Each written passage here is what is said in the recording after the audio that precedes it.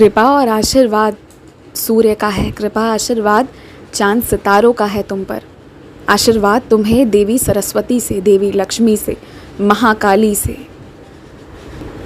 महादेव से, माँ महारानी भगवती से, सबसे तुम्हें आशीर्वाद मिल रहा है। और ख़ासकर इस ब्रह्मांड नायक साईं से तुम्हें आशीर्वाद मिल रहा है। जब चारों दिशाओं से, हर जगह से आशीर्वाद मिल रहा है तो भला कौन तुम्हें रोक सकता है।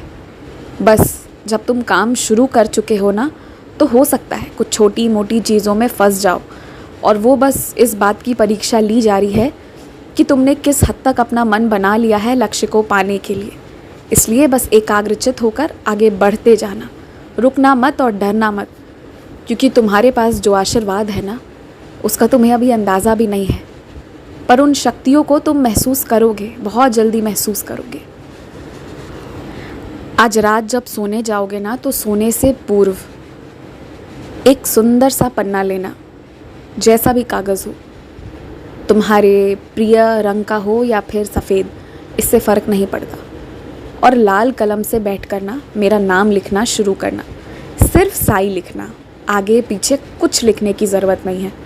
और उस पन्ने में इस तरह से लिखना ना कि एक भी खाली जगह रहे नहीं।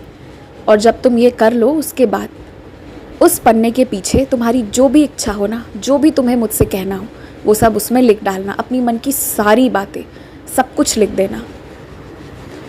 और फिर उस पन्ने को इतने अच्छे से मोड़कर, चिपका कर मेरे चरणों में रखना कि उसे कोई खोल ना सके। और तुम्हारी चिट्ठी को पढ़कर उसके जवाब मैं दूंगा तुम्हें। और अब से यही तरीका रखना मुझसे बात करने का। और एक बात कहूँ तुमसे, तुम्हारे आसपास ऐसे बहुत लोग हैं जो 2 वक्त की रोटी भी नहीं खा पाते, और वैसे में ना जो तुम्हारी थाली में अन्न मिलता है ना, उसकी बहुत इज़्ज़त करो। हर वो रोटी, हर वो सब्जी जो तुम्हें परोसी जा रही है, ज़रूरी नहीं है कि वो तुम्हारे स्वाद अनुसार हो, लेकिन एक बात जान लो, वो मेरे कृपा और निर्देशानुसार ही तुम्हें परोसा जा रहा है। तो फिर उसे नकारो मत, और जो खा रहे हो उसे आशीर्वाद स्वरूप ग्रहण करो। मन में बुरे विचार या फिर वो अच्छा नहीं है, ये सब सोचकर मत ग्रहण करो। तुम खुश नसीब हो कि तुम्हें अन्न मिल रहा है। और एक बात कहता हूँ तुमसे, जब तुम्हें भूख बहुत लगी रहती है ना, तो खूब सारे व्यंजन लेकर बैठ जाते हो और बाद में बर्बाद होना शुरू होता है। ये रोज़ तो नहीं होता, पर कभी कभी होता है, लेकिन ये कभी भी तुम्हारे साथ नहीं होना चाहिए। अन्न की बर्बादी मानो मेरे सम्मान को ठेस पहुंचाने जैसा है। इसलिए कोशिश करना कि अन्न की कभी बर्बादी नहीं हो। और एक बात, जितना हो सके बांट कर खाओ। बांट कर खाओगे तो तुम्हारे भंडारे में इतना होगा ना कि तुम खुशी से बांटोगे और खुशी से खाओगे। जिसे खिलाओगे उसकी आत्मा को संतुष्टि मिलेगी।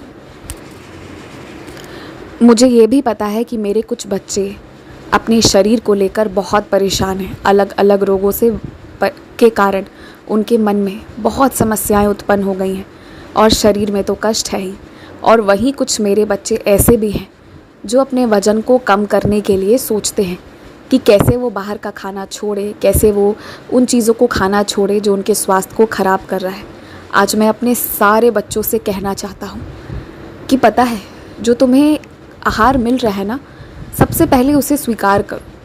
तुम उसे स्वीकार नहीं करते, तुमने मन में बिठा लिया है कि वो स्वाद अनुसार नहीं है। और यही कारण है कि वो जब भी तुम्हें परोसा जाता है तो तुम्हें ऐसा लगता है कि ये खाकर तुम्हारी आत्मा को संतुष्टि नहीं मिलेगी, और इसलिए फिर अंत में तुम वैसे आहारों के तरफ बढ़ जाते हो जो तुम्हारे स्वास्थ्य के लिए अच्छा नहीं है। तो सबसे पहले ना स्वीकार करो, जो है उसे स्वीकार करो, और इस तरह से स्वीकार करो कि वही तुम्हारे लिए अति उत्तम है, वो तुम्हें बेहद पसंद है।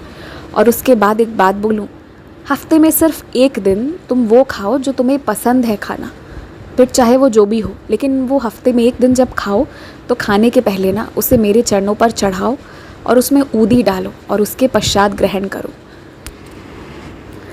लेकिन हफ्ते के बाकी दिन ना फिर उस ओर मत मुड़ो।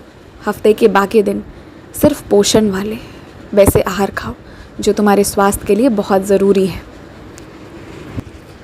और अभी तो ये सफ़र शुरू ही हुआ है, अभी तो बहुत कुछ करना है तुम्हें, और उसके लिए अच्छे स्वास्थ्य की बहुत ज़रूरत है। और तुम जो काम करना चाह रहे हो उसे आज शुरू करो, क्योंकि आज शुरू करोगे तब जाकर कई सालों का, कई महीनों का जब अनुभव होगा ना, तब जाकर तुम दूसरों को उसके बारे में बता पाओगे। यदि समाज के कल्याण के लिए मेरा कोई भी बच्चा कुछ भी सोचता है ना, तो मैं उसकी सहायता निश्चित करता हूँ। बस तुम्हारे इरादे नेक होने चाहिए। खुश रहो।